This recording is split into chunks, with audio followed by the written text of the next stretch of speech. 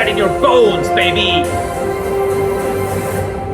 Hello, Cupcakes. Welcome to New Comic Book Day. It's Wednesday. It's New Comic Book Day. On Saturday, however, it was Superman Day, and we didn't do anything to celebrate it. So the celebrations are coming a little bit later here. But then I'm in costume now, so why not? Better late than never, right? So I'm gonna do this so I look authentic Clark Kent. And yeah, it's New Comic Book Day. So we've got Spider-Man, Superman. We've got Marvel books. We've got DC books. We've got Mad Cave, Oni Press, IDW. Everything to your heart's content. So let's check out the video.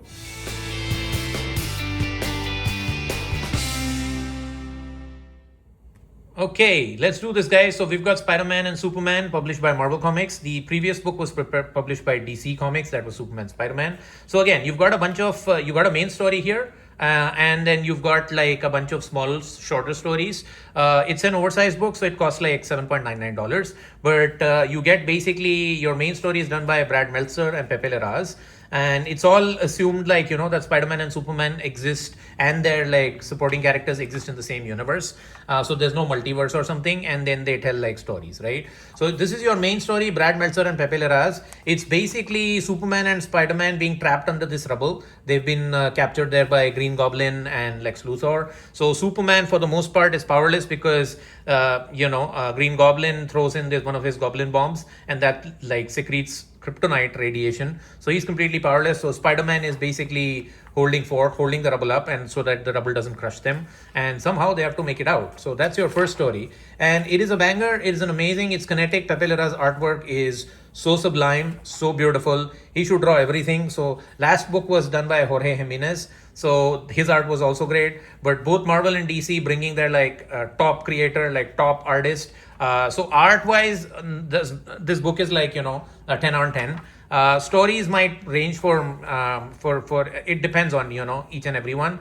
But I adore them. I like them. The first story was great. And then, it's more about like, again, Clark Kent and Peter Parker getting to know each other. Great end moments with like, the families coming together.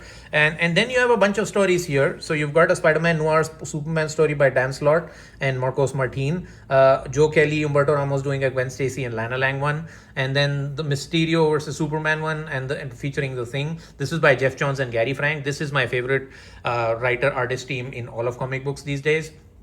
You've got a Hobgoblin Steel. You've got a Ghost Spider and Supergirls by Stephanie Phillips and Phil Noto doing the art, which is great. And then you've got a Miles Morales and Superman done by Brian Michael Bendis and Sarah Pichelli, the creators of Miles Morales. And Bendis has written Superman 2. And then you've got Symbiotes in Metropolis, which is basically Russell Dotterman and Jason Aaron. So your Lady Thor team, basically. And finally, you've got a Jeff Loeb and a Jim Chung one-pager. So what stood out to me in all of this was basically the Spider-Man Noir story was okay. It features Max Fleischer's Superman, which I really dug. So, because Spider-Man Noir is also set in like the 1940s. So that was really great. But what I dug this one. This is Joe Kelly and Humberto Ramos. It's basically Gwen Stacy and Lana Lang meeting up in like Empire State University. They're studying together and they're both discussing their current boyfriends and, and why they're like always late and they always make up excuses, but they have like the biggest hearts and stuff, right? So, so the heartfelt part about this is these are the girls who did not get the guy. Right? Because again, Lois Lane and Mary Jane are the people who finally settled with the characters, but you feel bad about Gwen Stacy, you feel bad about Lana Lang, and they touch upon that, but I really dug this, like, because again, I sympathize with both these characters, but that's a great story, right? By Joe Kelly and Humberto Ramos. The next great story is Gary Frank and Jeff Johns. Gary Frank drawing his heart's content, man. Look at this thing. Look, so detailed artwork here, like by Gary Frank. He gets to draw like so many DC and Marvel characters together. Oh my God, this is so phenomenal. And this story is about like, that there is something, there is a red sun which has come in. And that's basically based on the Red Lantern Atrocitus's powers. So Mysterio manipulates everybody and everybody becomes angry, right? And they just start bashing each other. And only a certain few individuals who are not affected by this. You've got Superman because he's pure of heart. You've got Stargirl, Captain America, Green Lantern, Hal Jordan, and She-Hulk. They're not affected. And then they have to basically calm everyone down. and face the threat. And it's got a great Superman Hulk battles here. So again, Gary Frank doing what Gary Frank does best, which is basically deep, detailed, sublime artwork. And you get that, and you also get like some really great moments between Ben Grimm and Superman. So this panel especially was like really good. He says like anger is easy, listening is hard, face to face still that matters, right? Real people, real conversations. It's not always clobber in time, right? And then yeah, that's such a heartfelt moment, right? So again, this book is a banger. I had a lot of fun with it.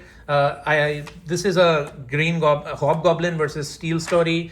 That was pretty good too, and I really like this one. This is Ghost Spider by Stephanie Phillips and Phil Noto doing the art. So I love Phil Noto's art. It's very deep and dark. So it's a Supergirl and Spider-Gwen team up, and they face Livewire against it. But it's like they both. So the story is about like they don't want each other's help. They want to go around on this journey by themselves. But again, great artwork overall, right? The stories again are like your mileage may vary, but I had a lot of fun with it. But guys, and you have this Jason Aaron, Russell Dotterman doing Wonder Woman and Thor team up, which was also pretty fun for me to see. But yeah, but overall you get some stories, some short stories, and then the overall overarching story, which is really good. This is a Power Man Iron Fist homage cover, so I really dug that. But that, guys, is Spider-Man Superman issue number 1 for you. Okay, next we have Absolute Wonder Woman issue number 19 by Kelly Thompson and Hayden Sherman. So this is part 4 of 5 of the Seasons of the Witch arc. So you're basically Wonder Woman is fighting Zatanna, and Giovanni Zatara's ghost has come alive, and basically she has to fight him. That's what the whole story is. This is part 4 of 5, so the penultimate chapter of this particular storyline, Season of the Witch storyline. But yeah, again, gorgeous artwork by Hayden Sherman, splash pages and everything. It is bombastic, it is amazing, and it's got a lot of magic, and it's got a lot of Wonder Woman and a lot of Zatanna. 3 things I really like. So but that's Wonder Woman issue number 19 for you guys. It's already on issue 19, so it's every issue has been a banger. So what more can I say about it? All right, next is Brutal Dark, the Ezra Kane mystery by Jacob Phillips and Chris Condon. Chris Condon on the writing duties and Jacob Phillips on the art. So first of all, this book is set like in a Sam Spade kind of an environment. So like it's a neo-noir kind of a book. So it's set in the 60s. So you've got a hard-boiled detective, you've got this crime boss, the detective, and the detective is after an artifact which has gone missing. He's in search for a missing artifact. So if you like the Sam Spade, Dick Tracy kind of stuff, if you like Ed Brubaker's crime noir books, this is a definite book for you. And I think the price of artwork is just worth the price of admission. But the story is by Chris Condon, and that is also very appealing. And for me, this is probably the strongest Vertigo title out there. But that's basically, guys, Brutal Dark, Ezra Kane mystery for you, issue number 3. I'll keep on pulling it. All right, that's about the DC books we had. Let's jump on to Image. Okay, so from Image we have In Your Skin. This is by Aditya Bidekar, who's probably the greatest letterer on the planet alive right now. And the art is by Som. So what this is basically the first time Aditya Bidekar is also doing the lettering on this book, but he's first time writing a new story. So this takes place in the world of Bollywood, wherein basically you've got this girl, Priyanka, who is basically a mega fan of this actress Aisha, right? So she is such a big fan. She knows everything. She knows who her childhood besties were, and and she's a really massive into that fandom of this actress Aisha. So what happens is she finally gets to meet Aisha, and she's always on blogs and stuff, researching her, etc., etc. So she wins a contest wherein she finally gets to meet Aisha. And if you look at Priyanka, she's not exactly the most appealing person to look at. She's a little bit chubby, a little bit overweight and stuff, and but she's a massive fan. Her fandom transcends everything else. So she finally gets to meet this actress, and things happen, right? And like I said, this is again a graphic book, so it's not for it's for mature readers only. And you have her living her life. So most of the book basically tells you about her life, her daily life, and it's not the greatest life. Her mother doesn't like her. She's got this kind of sort of boyfriend who is like, very disappointed with her. She has her anxiety and depression. She suffers from all of that. But finally, that one day, she gets to be in the same room as her idol Aisha, right? And then finally she touches her. And then craziness happens, right? Something happens, something strange happens. And what that is, I will not spoil. But basically, what Aditya Bidekar is doing with this book is basically exploring celebritydom. He's exploring fandom. He's exploring body horror. He's exploring body positivity. He's exploring a lot of these themes in the guise of like, a great actress and her biggest fan coming together with each other, right? And yeah, so if I have to describe this is like probably a crossover between Substance and like Single White Female, right? Those two movies crossover, smashed together to create something new. So the artwork is sublime. This kind of story is not for everybody, but it's totally for me because it's something different. It's something we're not used to based on our superhero comics. So it is catnip for me, and I really enjoyed it. I really dug it. And it goes into that supernatural realm.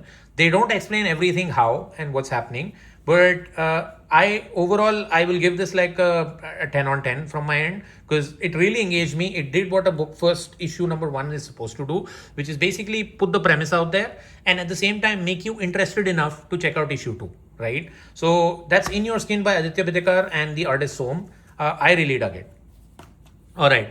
Next from Image, you have Corpse Night, basically the new book this is from Michael Chavez and Matthew Roberts. I'm not familiar with them. This is the first time I'm picking a book from them. But simply put, what this is like you're in 1429 France and you've got this father and daughter duo and they're living tranquilly in their small town. And the father basically tells the daughter of the story of Joan of Arc and how she, based on her faith, saved everyone. So what happens is the father gets killed, brutally murdered by some basically goons, dacoits, soldiers. He dies protecting the daughter. And what happens is the daughter is, because she hears the story of Joan of Arc and her faith from her father, so she prays to God and the father comes back up as a zombie. And now the girl is being chased by these other soldiers and basically the father becomes Corpse Knight and he kills everybody. And that's basically your issue 1. So it's a great setup issue, right? The action is kinetic, moves very fast, not too many words, and it's exactly what you want from an issue 1. Again, like similar to what In Your Skin did, that had a stronger premise.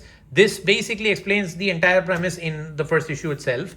And this is a Jay Lee cover, but I dug it. It was good. It was great, and that's Corpse Night issue 1 for you guys.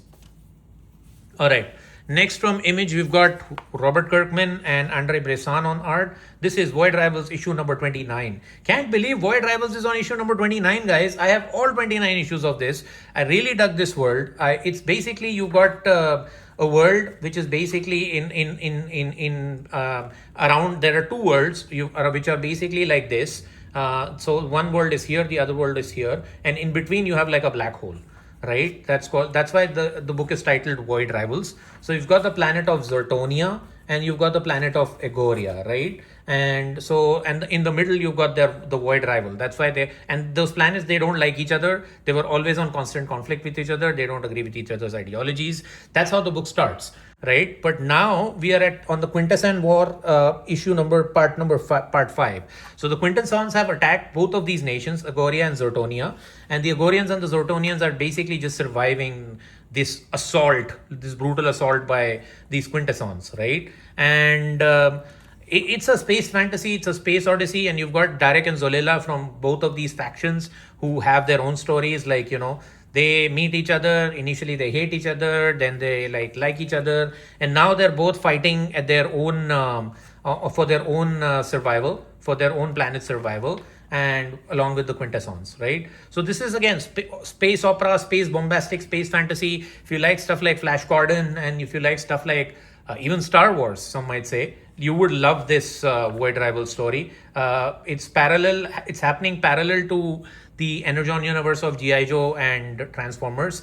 But this book, although it's adjacent to that, I think it's becoming my favorite of the Energon titles slowly, because again, that's all because of Robert Kirkman. He has crafted something, this whole space operatic fantasy, in such a beautiful way. And I think he has plans to go till issue 50, 150, 75, so he's got a big plan, an overarching plan, which is amazing, like to see like how it's executed, because every issue feels kinetic, every issue feels dynamic. And just like I had the same feeling with Invincible when I was reading it, I'm having the same energy with Void Rivals. I hope like this is going to be, he sticks the landing and it's a banger till when we reach issue 150. But I'm going to be pulling all of these issues. I can't wait to find out like how the Quintesson War ends and what is next. But that basically is Void Rivals issue number 29 for you guys. Okay, next we've got the last Image book, which is Exquisite Corps issue number 12. This is by James Tynion, Michael Walsh, and Jody Belair doing the coloring. So we're at the final, almost at the final. I don't know if this is the final issue of this book or not, but we are left with two final players. So again, what this is basically you have these American gangster families, crime families, who all have one representative assassin. They all have to battle it out, all-out war in this small town. And now you're left with the last two. So you've got this guy who's basically the Axe from Georgia, and you've got this Fox Mask killer, right? Who's been there from the start, who's advertised on issue number 1. So ultimately, I think this is the culmination of the tournament, and then finally you get to find out that which is the family that finally comes out on top. And it's been kinetic, it's been action packed. This is James Tynion at his finest. Sometimes I think it is better read as a trade because the action is violent and bombastic. When you read it in week by week, sometimes I forget some of the characters and who they were because there are a lot of characters thrown in. So that's the only sort of kind of negativity I would give for this book. But other than that, story, art, structure, dynamism, it's all brilliant in this. And the action sequences are so violent. And you got all these pages. Look at that. That's amazing, right? So that's Exquisite Corpses issue number 12 for you guys. All right, then we've got a Mad Cave book. This is Florida Hippopotamus Cocaine Massacre. That's a mouthful. This is by James Edward Clark and Fred Kennedy, both of whom I met during the last Toronto Comic Con. Both are local creators. But what this is you've got this gangster, and he has this kind of a theme park, aquatic theme park, and where basically he dumps that it's raided by FBI and the cops, and he dumps a bunch of cocaine into the theme park, and you've got a bunch of hippopotamuses who are there, and they snort all the cocaine, and then they become like really they become all go berserk and gung-ho and crazy, and they start causing like havoc in it, right? So that's what the issue is. That's what the book is about. And we're on issue 3. This is a bombastic ride. If you like crazy, deranged and psychologically bonkers comics, this is a comic book for you. The art is sublime. The protagonists are like wacky and whimsical, and they're cocaine like hippos, and what else do you want, right? Or causing all sorts of craziness out there. But yeah, this is issue number 3 of Florida Hippopotamus Coke Massacre, guys. Okay, then you've got issue number 4 of Spirit of Shadows.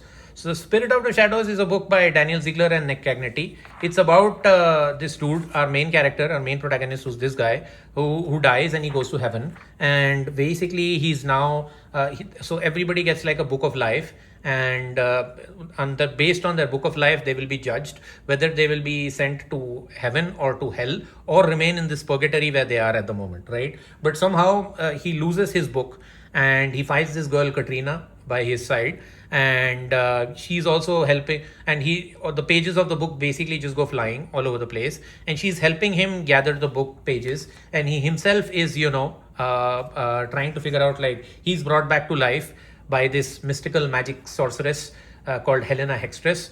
Why? You got to read to find out. But basically what works for this book is the dynamic Nick Cagney art, who's basically channeling his inner Steve Ditko and Doctor Strange levels of art and coloring. And that's what and Daniel Ziegler's script is also like giving you so many plot twists and turns in this book that this probably was my most anticipated book. Like, I just wanted to jump on it, like, ever since I got my hands on it. And that's what comic books should do to you. Like, they need to give you that energy. They need to make you feel that, you have to read it. And, and that's what this book does. And I think this is going under a lot of people's radars. But for me, Spirit of Shadows is already one of the best books I've read in 2026. And we are on issue number 4. And after this, there's only one more issue. So this is the penultimate issue. And I am digging it. I am loving it. I can't say anything good, more better than, about this book than I've already have, right? But this is Spirit of Shadows, issue number 4, guys. Okay, then the last book we have is Rocketeer the Island. So this is, I love the Rocketeer. That's by Dave Stevens, the late great Dave Stevens. And this is by John Layman and Jacob Edgar. So what this is Cliff Booth, basically the Rocketeer, is on an excursion to find Amelia Earhart, whose plane was crash landed on this particular island, right? So he's got a cast of kooky characters, bunch of people, like, all sorts of so you get Tintin, you've got Popeye on this, who have joined him. Of course, there's Berry, and you've got some new characters here also thrown into the mix. But what they tell you is that this island is Skull Island. The island, the King Kong Island, it is that island.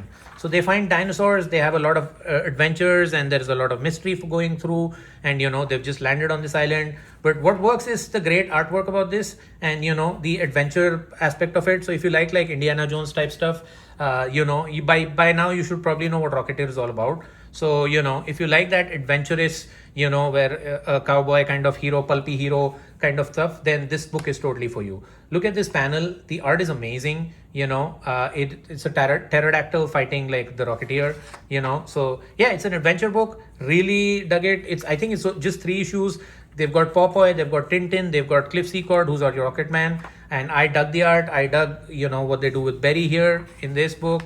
And yeah, it's amazing. And King Kong thrown into the mix too, man. So what's not to like? But that, guys, is basically the last book for the day. If you've stuck till here, then I thank you. Please like, share, and subscribe, and comment on this video. And I'll catch you in the next one.